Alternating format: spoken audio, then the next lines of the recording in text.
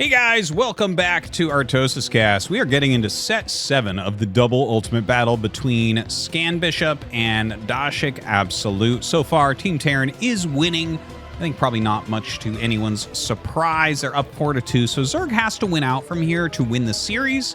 But don't forget, it's ultimate battle format, so even if Terran wins every other map, we are going to finish this out.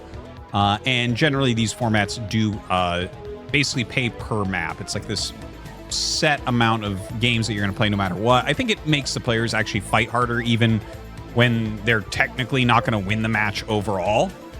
Because first off, you know you have to play, and second off, you're going to win some money if you win some maps anyways. So anyways, let's continue and get into this. Here we go. So we have over here Absolute on Dominator on the right-hand side, and in the bottom leftish area, we have a Bishop. So yeah, I mean, so far, obviously the Terrans are doing very well. We're having very technical builds from our Terran players in these games. No question about that. Maybe a little bit more macro-oriented from Scan, but overall very technical openers, lots of tech in the early portions of the game with very specific goals in mind. So they've done exceedingly well so far. The Zergs, when they kind of don't take a bunch of damage in the early game, are winning though. So I guess we'll see. Well, I guess that last game that Scan took down, that was a little bit sad because I really felt like Dashic had that one. He basically was doing everything right, and then I mean it's just seconds, you know. If the lurkers are there just before the Marines get in, then everything's invincible. But that's the nature of the game sometimes. You know, you just could have slowed them just a little bit more, or maybe sped up your own tech just a little bit more, and the game goes completely in the other direction. Anyways, you know, it is what it is, as they say. Taking a look here, Bishop walling in, and oh, he's going command center first. Okay, didn't expect that. You know, there's been enough pool first play that, you know, you might be a little bit nervous about that, but it seems like Absolute uninterested in that pool first play, and in fact is going for his hatch first, which will allow Bishop to get away with the command center first play. It's funny to see stuff where it's like, yeah, this just dies to that. Oh, they're not doing it. Okay, I guess you're ahead. Oh, is he going to do the wall with a CC? So this position both have Zergling tight walls with the CC, I believe. I'm actually not 100% sure on this one. I haven't seen this one before, but since he's doing it, I would assume that that's the case. But the thing is, you have to have the depot touch on the bottom, so the depot would have to be here, and it feels like a Ling could fit through there, but I guess we'll see. So the barracks gets started, but I do know that there is a Zergling tight wall with a CC there. This Dominator, before its revised edition for this level, or this new season of ASL that we have finished recently, you could actually make Zergling tight walls with barracks at this position and this position, and that was too much. So they took that away, and they did add a lot of buildable terrain, and they added vision blockers. You can see it here, vision blockers, so you can't just siege here and kill a main base, that type of thing.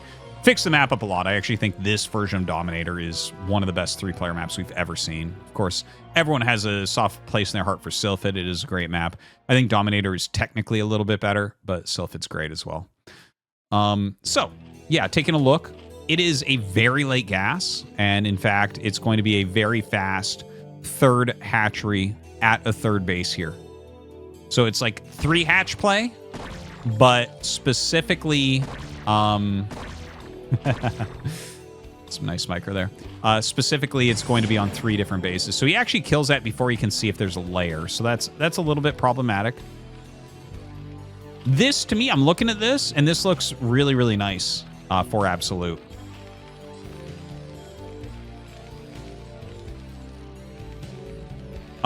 You know, anytime you have 3 bases at 3 different locations, you're already feeling very nice about that because you can drone up really heavily. And in fact, 4th hatch, what? What? 4th hatch before layer, what? This feels like a weird Zerg versus Protoss build, is what this feels like. He's going to have to get Zergling speed with his next 100 gas. I can't see any other... Like, you have to. You simply have to. By the way, Bishop getting a factory. Will this be some sort of 1-1-1 play? Will this be a mech play? Really, really hard to say.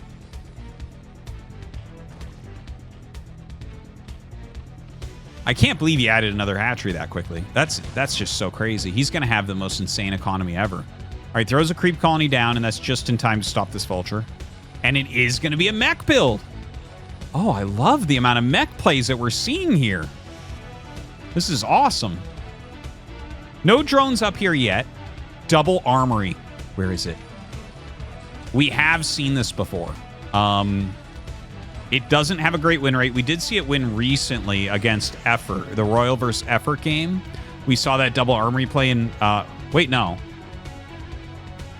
No, I think Effort won that, right? I'm pretty sure Effort won that. Anyways, the double armory play we haven't seen work a super lot. It's basically a rush to 2-2 overall. So you'll go Vulture, Goliath, Vulture. Well, so you start off with at least one Vulture that does some scouting and stuff. And then you go into Goliaths for a while. And then you have to go back into Vultures so that you can afford getting your science facility and 2-2 upgrades.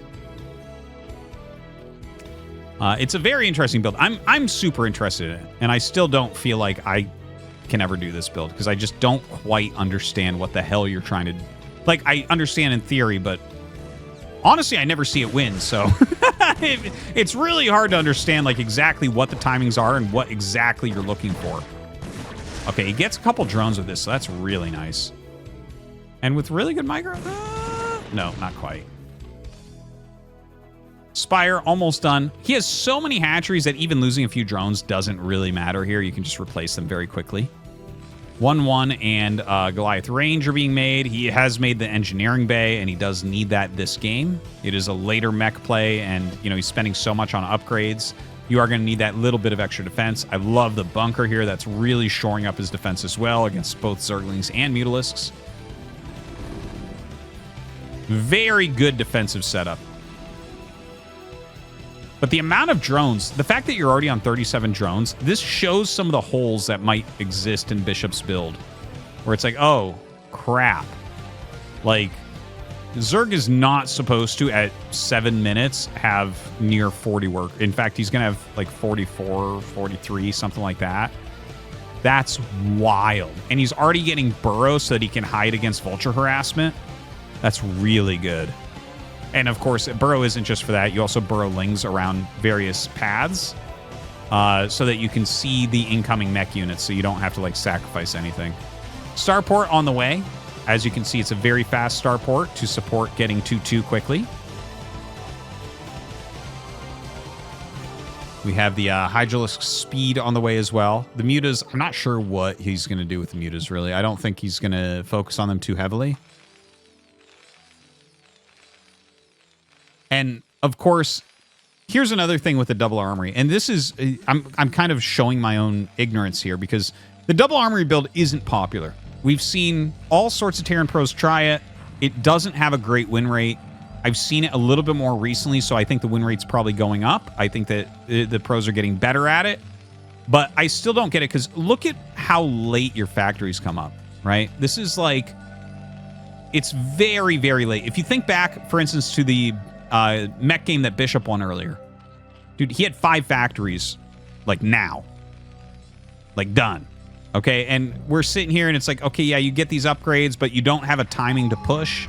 Like, there's no way the army that Bishop has here, he's got 10 Goliaths, that can't do anything. You can't push with that. So Zerg is able to just kind of power up more and more. Notice how he hasn't really attacked yet. He's finally getting up to a decent amount of mutas. Now he's going to come in. Now he's going to start slowing things, seeing exactly what's going on. It's just you give your opponent a lot of breathing room when you hit something, when you do a build like this. And you're giving them that breathing room in return for a very powerful timing. Or that's what it's supposed to be. So I'm excited for when he hits 2-2 to see the move out and see how well it does. He's already got his comm sat up, so he does have that bit of detection, that bit of extra scouting. Hydra's being made. Vulture speed on the way right now. Only 5 factories still. Is he going to make any siege tanks? I don't know. I would imagine.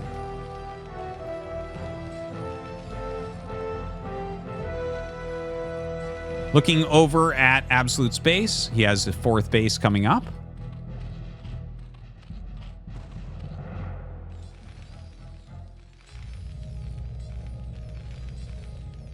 We do have the add-on. Okay, a dropship. Okay, so now we're starting to see some of the ideas that Bishop has to bridge some of these gaps that I was talking about.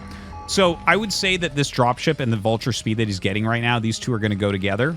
Where I think what's going to happen is he'll start to push out, and then he'll send a dropship on like a funny route to maybe drop the main base. So he'll be like, okay, your attention is on me and my push, and I'm going to have vultures that kill all the drones at one base. Right? I think it's going to be that type of dual play. Yeah, he brings 1 vulture back, 2. You could do it with just 2. They're going to have +2 attack, so they are going to 1 volley drones. Oh, yeah, maybe he just hits here. Wherever it is that he hits, but I think that this should probably be timed out with a push out. It looks like maybe that won't be how he goes about it. I'm not sure, like, maybe that's going to cost him. Siege mode on the way. Mines as well. Double factory siege tanks. 2-2 is coming right along. Oh, okay. So he hits with these vultures, and he's like, okay, bring everything here. Wow, these are actually doing a lot. And he has that scan already, so the burrow is not going to do as well. Muta's coming to get the dropship, though. Well, you know, I thought he was going to... This actually makes more sense than what I was saying as well. Where he just hits with this at about the same time that he's trying to drop. And he actually ran another one in there, too. So that actually did really well. And now he's going to lay some mines out. It's like hard to take that base again. So he's definitely injured. Absolute. He definitely hurt him. He's about to have his 2-2 upgrades. He does have siege mode now as well. Do we just start 3-3? I don't think so. He doesn't have the gas for that. You have to make a lot of vultures to start that. But I don't think... Does he have an army that can push the map right now? I'm not entirely sure that he does. Maybe. I would definitely be nervous about counterattacks. You know, he spent so much gas getting upgrades. There's no vessels with a radiator or anything. So even though the upgraded units are going to crush mutas, the mutas can do things like counterattack. 2-2, though. Very, very scary to see. Ooh.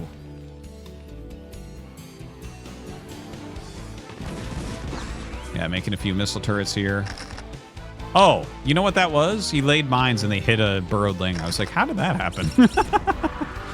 That's what that was. That's cute. Okay, so the Hydra's coming around. They only have +1 attack right now. So definitely not anywhere near the level of power. Oh, boy. Oh, boy. Oh, boy. Every vulture comes with 3 of those. Oh, man. Who made this game, huh? Okay, so Absolute, I feel like, is kind of stuck right now. What are you supposed to do as him? You can't actually attack, but you have to make units. This is, I think it's going to come down to like one battle. And I think Bishop's going to win it. His upgrades are insane. He has 3-3 on the way, by the way. And he's only been on 5 factory this entire time. Like, he is at 154 supply on 2 bases with 64 SCVs and 90 supply of mech with 2-2. Like, what? With off 5 facts. It's such a weird-looking play. It's so different from playing mech. The way that we play mech in TVP or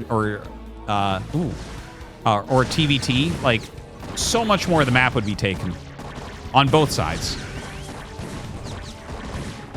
Wow, gets a lot of drones up there. Brings me to 32. Brutal. He has got a lot of mutas, by the way. This is like a serious... He's got 3 groups of mutas. So he's got like 33 mutas right now. The Hydras coming in will just get splattered. He literally... The problem is the Hydras don't do anything. These don't actually pair well here. because the siege tanks will evaporate the Hydras. It's like the Hydras are not even there. They're just, it's a waste. This feels like you have to counterattack. Like if the tanks are over here, I don't know, maybe you can hit down here. Maybe you fly the mutas in the main and the Goliaths go down there and then you try to hit the tanks, something like that. Maybe you dive on these tanks that are in the front before all the Goliaths get back. All right, the Hydras try to get up here, but the Hydras are actually not helping very much. They're hitting the Goliaths like a little bit. Okay, he does get that command center, which is kind of nice. And he actually reduces the siege tank count an okay amount, but as you can see, Bishop still has that supply advantage.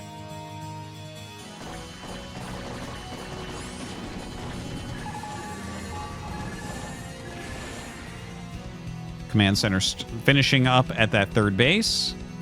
Obviously, Bishop is going to be mining out pretty quickly. He's been on really high saturation on these two bases for a long time, so he definitely needs this up. Now, do you sit and just, like, guard your bases? These mines are doing so much work over here. My God. But yeah, do you just sit and like, hold your bases and try to get them up and mining? Because if he doesn't get both these bases up and mining, it's so hard to continue to produce. Absolute, in the meantime, I would like to see another hatchery out of him. He's re-droned pretty heavily, but hasn't really attempted to take another base.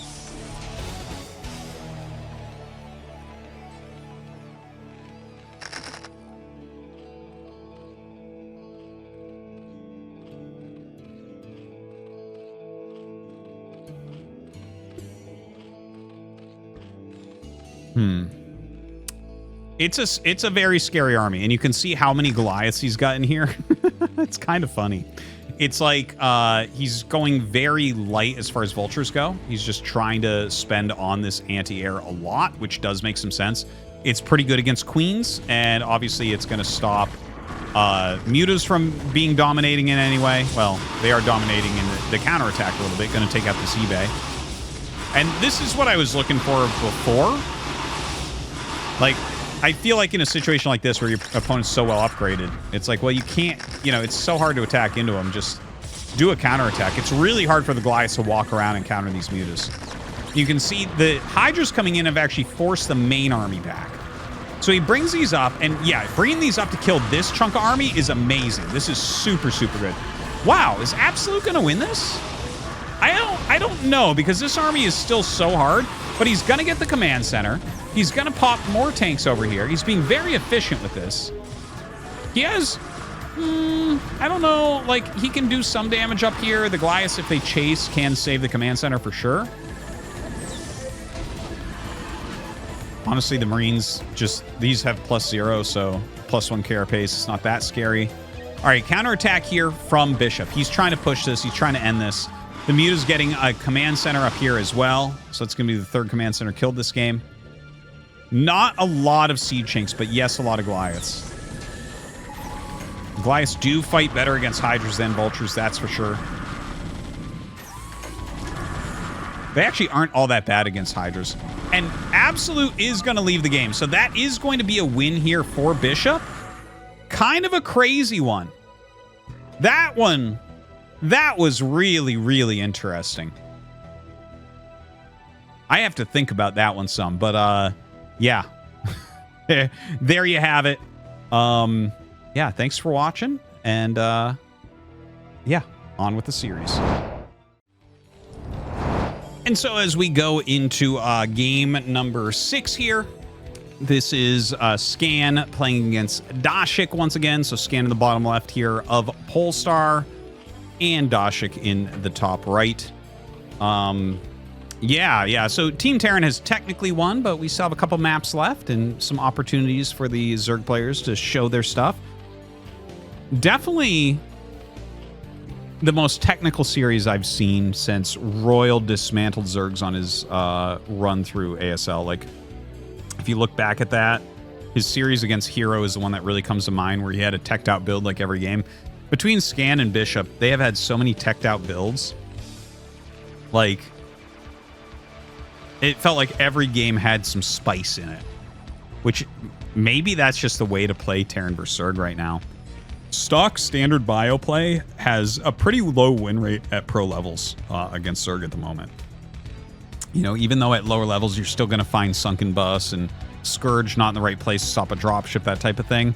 As you get higher up, Zergs have really been stopping standard bio play. Not every Zerg, you know, there's still Zergs that are kind of weak to it, but like, I mean, you can look at Sulky as the ultimate example, which obviously no one is quite to his level, where literally you can't kill him with regular play. But yeah, in general, maybe the right thing to do in the metagame is to just like mix it up so severely that Zerg is just caught off guard over and over. This particular game, though, looks the most normal to start. It's a hatch first into, you know, just a 2-hatch layer game. And it's just like a walled expansion for Scan. So nothing too special, nothing out of the ordinary.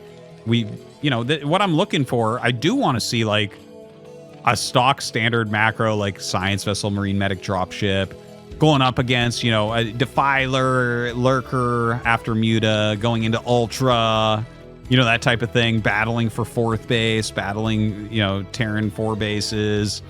I want to see one of those in this series. That would be very nice.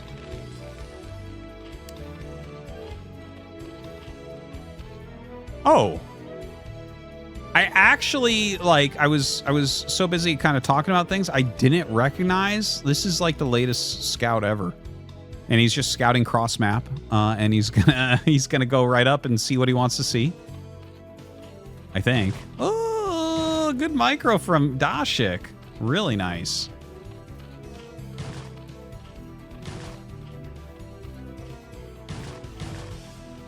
Well, the Marine's walking out as well. He knows that there's no Overlord over his base, so he's actually walking out with 6 Marines. This type of move, Dashic is going to find with the Lings spread out and scouting, so that's really important. Going to pull those back, and Scan will just turn around. If you don't see this, if he just doesn't have that Ling come up, let's say his Lings are sitting here, these 6 Marines sometimes can just end the game. So good job, Dashic, crossing his T's, dotting his I's. It's so important to get a Ling in front of Terran, and if you don't get it in front of Terran in time, or an Overlord watching, you know, something like that, just something to watch for move outs, you do have to spread Lings and send them around, because you'll notice even, Scan didn't even take the most direct approach. He walked around this way with the bio, because he wanted to catch him off guard. If you catch him off guard, sometimes you walk up and they have like 4 Lings there, and you just kill the Lings, then you chase the drones away. Maybe they fight with the drones, and you kill some drones. Maybe they don't, and they just lose mining time, and you get massively, massively ahead. So he is still trying something like this, like Dashic's scouting ended where we said, mostly, and you can see this is what he was looking for. This is great for Scan. 1, 2, 3, 4, 5. He's massively ahead. He is 6.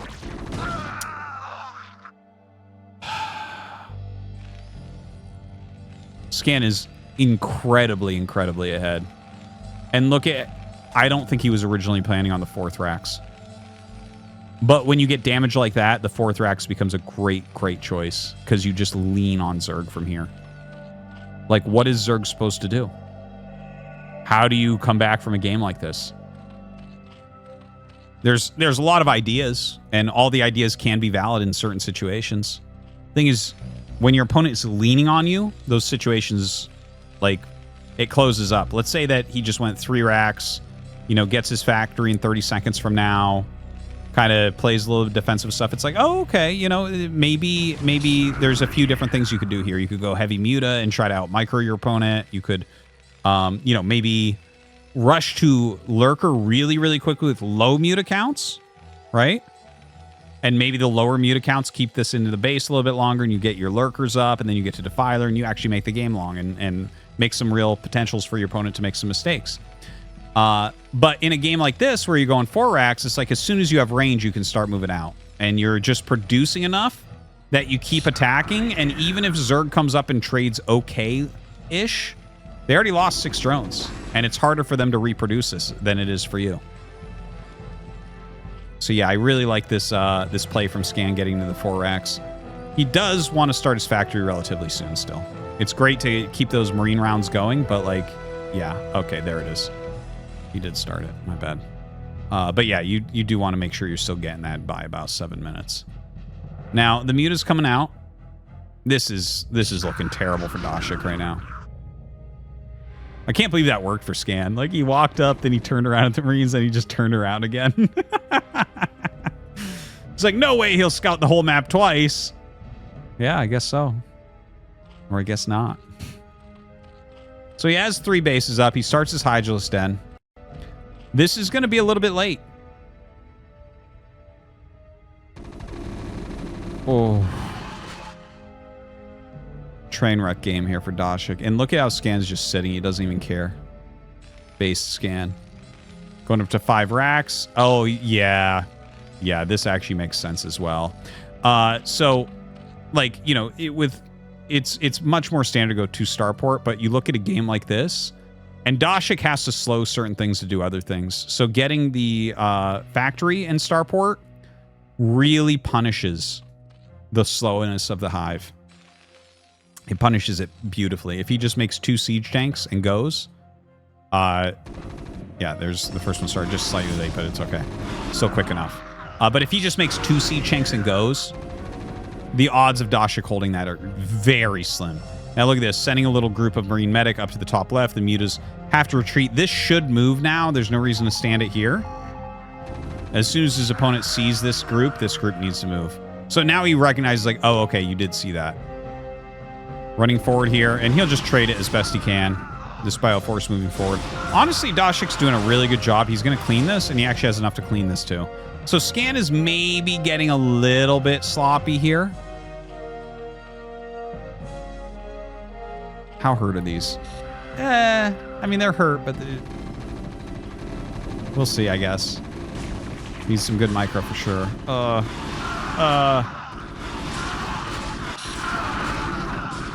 And another group going up. This is the power of the 4 racks play when you've killed the 6 drones at the beginning.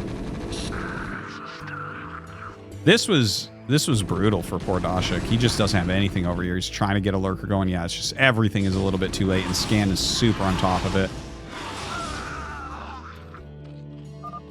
GG! And that means we only have 1 game left. Team Terran absolutely destroying. Thanks for watching.